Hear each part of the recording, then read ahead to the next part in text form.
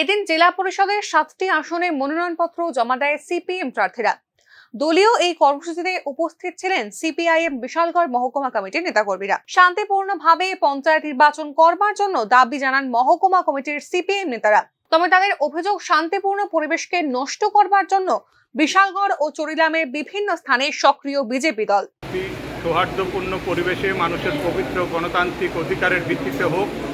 যদিও এই সময়ের মধ্যে আমরা দেখলাম বিশালগড়, চরিলাম সহ আমাদের মহকুমায় এই ব্লকগুলিতে বিজেপি দলের দুর্বৃত্ত বাহিনী তারা পাহারায় বসেছে, যাতে গণতান্ত্রিকভাবে মানুষ মনোনয়নপত্র দাখিল করতে না পারে।